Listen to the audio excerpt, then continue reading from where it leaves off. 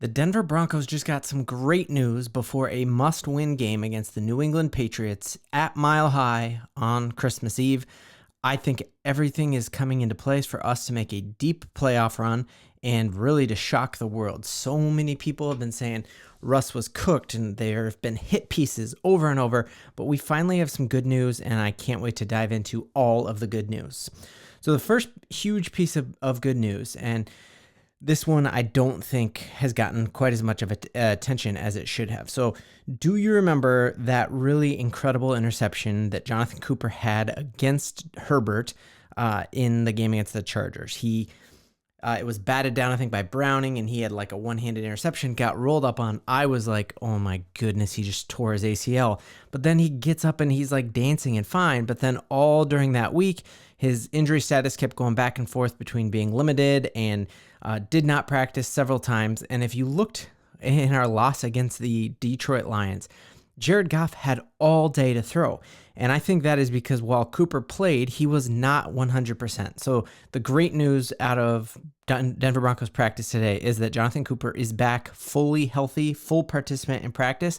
The other even bigger, awesome news is this top thing on the injury report, that Nick Bonito has just been coming on like amazing maniac. He's been playing incredible. And we were all really worried, like, what's going to happen? It came out that it was an MCL injury, perhaps like a sprain or something like that. But Sean Payton has had that kind of weird grin on his face when he said, I'm pretty hopeful about it. And so do not be surprised if you see Nick Bonito in. Maybe he just comes in on clearly throwing plays, maybe third and long, you see him come in. But I just think we are going to make it a very, very long day. We have a history of making it a hard day for New England Patriot quarterbacks just by bringing some pressure. So I think that having a healthy Cooper, even just Bonito on a couple longer throwing downs, I think that's going to create the pressure that we need. And obviously Browning has been a total beast. So that is great news. The other really good news is just looking at our injury report, how many people were full or at least limited, meaning they showed up at practice. Now, if you compare this to the Patriots injury report, it is ridiculous. They have so many dudes hurt. They have already had a bunch of guys on IR, Matt Judon. They're really good running back. At least he was supposed to be good in the offseason. Ramondre Stevenson injured. And then if you look, Jabril Peppers out. And then what would be great news for the Broncos is we saw what the rookie tight end and the Lions did to us. If Hunter Henry is just a fraction of himself, or hopefully he doesn't even play, I feel really good. Their starting running back totally dinged up. He might not even play. He didn't practice today.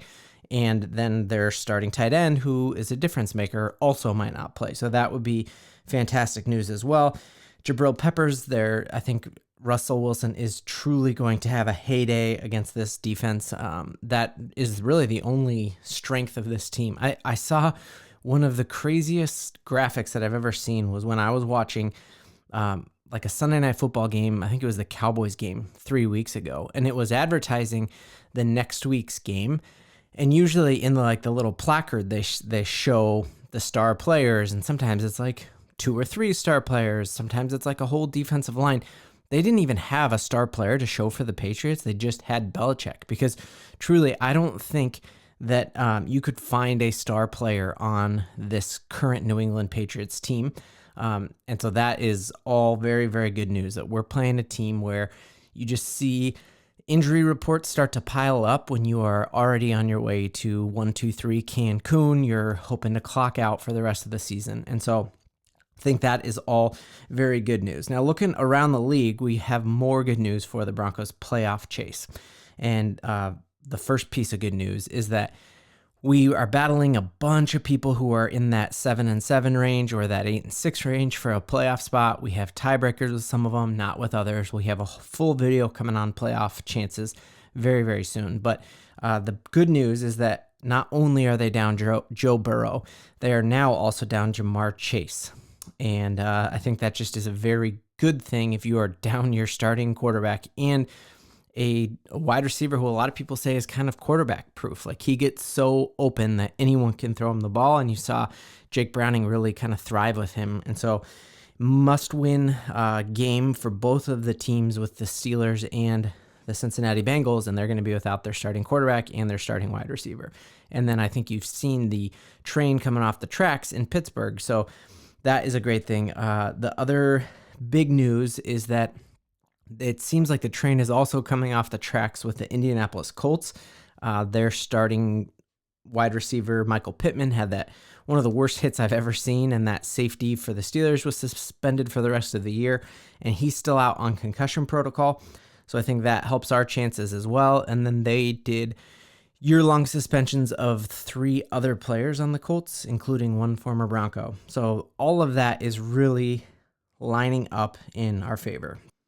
So let's dive in real quick here and look at some of the stuff I just talked about and what we think it's going to do to the Broncos' chances. So 24% chance we make the playoffs. If the season were to end today, we would be out. We have a lot of people tied there, but if we win out the games and we are a better team than every team we have left on our schedule, we have an 80% chance of making the playoffs. And then there's a lot of things that can happen that also boost our chances. So I mentioned already Ja'Marr Chase and Joe Burrow are out. Steelers beat the Bengals on Saturday, or I think that game's Sunday. All of a sudden, we are sitting at an 81% chance. That's a great thing. If the Chargers could somehow pull off a miracle and have a dead cat bounce and beat the really hot Buffalo Bills team, we are at a 90% chance right there, which is fantastic. I think the Dolphins obviously are going to win. Could the Raiders beat the Chiefs? And then the path to the AFC West is wide open. That is also great news. But then other things that can really help our chances at making the playoffs is really this Jaguars Titans game towards the end and the Houston versus Texans game. Houston are the Texans. Sorry if you are still tuning in. This is my flu game video. I literally have had the flu and have like a really crazy brain fog, but such great news. I had to hop on a video, share it with you all because we are riding to the playoffs. And 7-year playoff drought, I am not going to miss it for a little bit of a fever. So, could the Bengals beat the Browns? I do not trust Joe Flacco to keep up his current streak. Craziness that Joe Flacco has been playing as well as he has with multiple years out of the NFL. He hasn't been relevant since we pulled him for Drew Lock, but never underestimate Joe Flacco's ability to hurt the Denver Broncos. I'll never forget that Raheem Moore Hail Mary against probably the best Denver Broncos team we had that year, where we lost that freezing cold overtime game with Peyton Manning and the interception targeted at Brandon Stokely at the end. So Joe Flacco has just crushed us, whether he played for the Ravens, whether he was our quarterback and didn't live up to the hype, or now that he's a Brown, is he going to continue to hurt the Broncos in our playoff chances? But I do not think so. Denver Broncos, we are going to make the playoffs. You're going to want to say you were here for it. Thank you so much for watching Broncos Country. Let's ride.